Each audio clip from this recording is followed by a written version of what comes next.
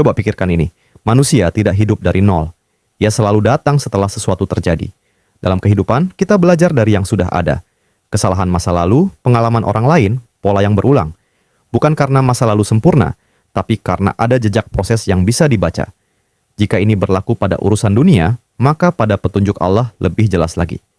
Al-Quran tidak menghadirkan kebenaran sebagai sesuatu yang tiba-tiba muncul, tetapi melanjutkan kebenaran yang sudah berjalan sebelum kita ada. Itulah makna di surat Al-Baqarah ayat 4 di kalimat "Wama unzila min qablika" dan apa yang diturunkan sebelum engkau. Dalam kamus Arab, kata unzila akar katanya nazala, berarti turun. Dalam Al-Quran kata ini digunakan untuk hujan, wahyu, kitab, dan lainnya. Semuanya menunjukkan sesuatu yang datang dari sumber lebih tinggi.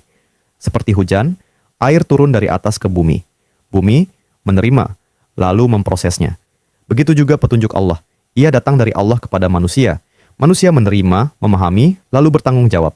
Artinya, kebenaran bukan berasal dari manusia, tetapi datang dari sumber yang lebih tinggi. Kata qabla berarti sebelum.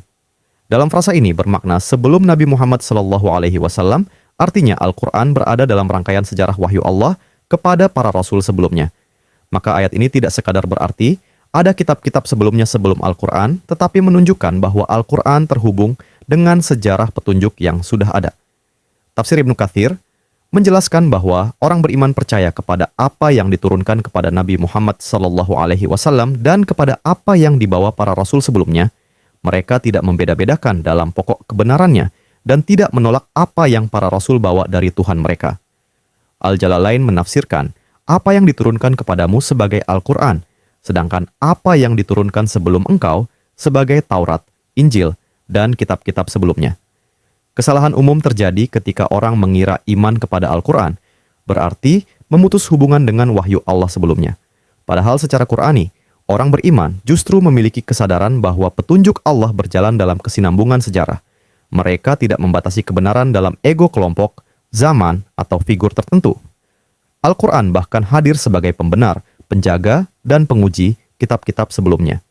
Karena yang disebut kitab membawa makna keterikatan dan ketetapan, maka apapun kebaikan yang pernah ditetapkan dan dijalankan oleh orang-orang terdahulu berlaku sebagai pola yang sama bagi orang kemudian. Siapa yang mengikuti kebaikannya akan mendapatkan hasil yang serupa. Sebaliknya, keburukan yang telah disebutkan dalam kitab-kitab sebelumnya juga menunjukkan pola akibat. Siapa yang mengulanginya akan menghadapi konsekuensi yang sama. Pertanyaannya, sudahkah kamu mempelajari kitab-kitab terdahulu sebagai bagian dari alur kebenaran Al-Quran, atau sekadar cerita untuk orang dahulu?